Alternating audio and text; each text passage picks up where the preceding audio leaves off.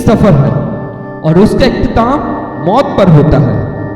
लेकिन क्या ये वाकई इख्तिताम है या एक नए आगाज की अलामत? आज हम एक इंतहाई अहम सवाल पर गौर करेंगे। मौत के बाद क्या होगा? बिली ग्राम, जो कि एक मारूफ मसीही मुबश्शिर थे, उन्होंने बार बार इस सवाल का जवाब बाइबल की रोशनी में दिया है। वो फरमाते हैं कि मौत महज एक सिर्फ दरवाजा है जिसके जरिए हम अब्दियत में दाखिल हो सकते हैं। बाइबल में भी हमें यही सिखाया गया है। जिस्मानी मौत एक हकीकत है।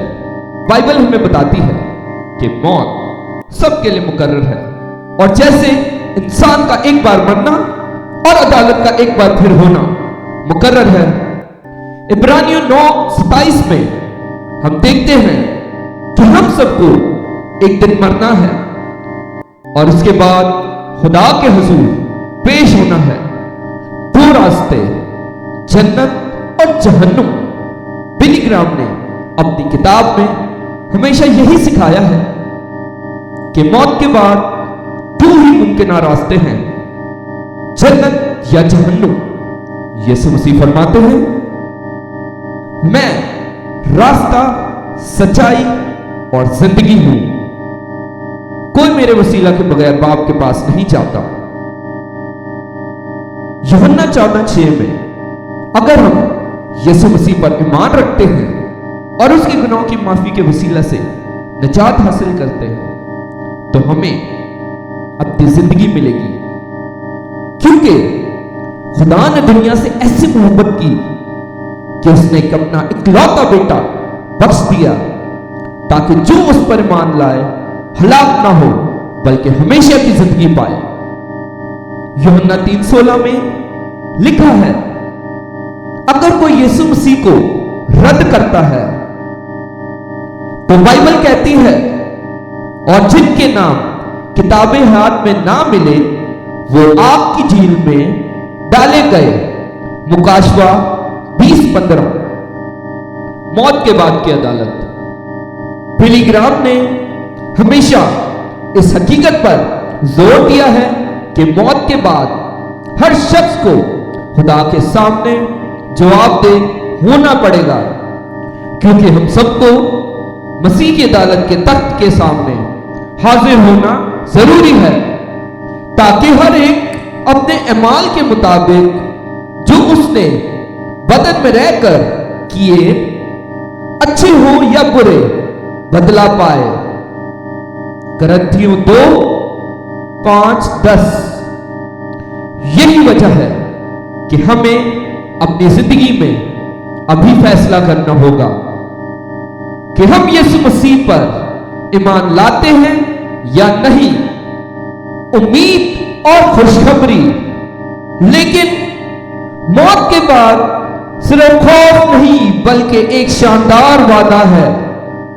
जो लोग मसीह में मरते हैं वो खुदा के साथ हमेशा रहेंगे, और खुदा उनकी आंखों के सब आंसू पोंछ देगा, और उसके बाद ना मौत रहेगी, ना मातम, ना आहुजारी, ना दर्द, क्योंकि पहली चीजें जाती रही। मुकाशवा 21:4। यही वो खुशखबरी है जो बिली ग्राम पूरी दुनिया को सुनाना चाहते थे। मसीह में ईमान रखने वाले मौत से नहीं डरते, क्योंकि वो जानते हैं कि उनके लिए अपनी जिंदगी की ज़ियाफत उनका इंतजार कर रही है। मेरे नाज़रीन, मौत एक हकीकत है, लेकिन ये आखिरी हकीकत नहीं। असल सवाल यही है कि मौत के बाद क्या होगा, बल्कि ये कि क्या हम यीशु मसीह को कबूल कर चुके हैं या नहीं। बिली ग्राम ने हमेशा अपनी किताब में बार बार ये बात दोहराई है, आज ही यीशु मसीह को कबूल करो, क्योंकि कल का किसी को इल्म नहीं कि आपने यीशु मसीह को कबूल किया है। अगर नहीं तो अभी दुआ करें اور اس کے فضل کو قبول کریں، تاکہ جب آپ اپنی زندگی کا سفر اختتام کریں تو آپ جنت میں ہمیشہ کے لیے خدا کے ساتھ رہیں۔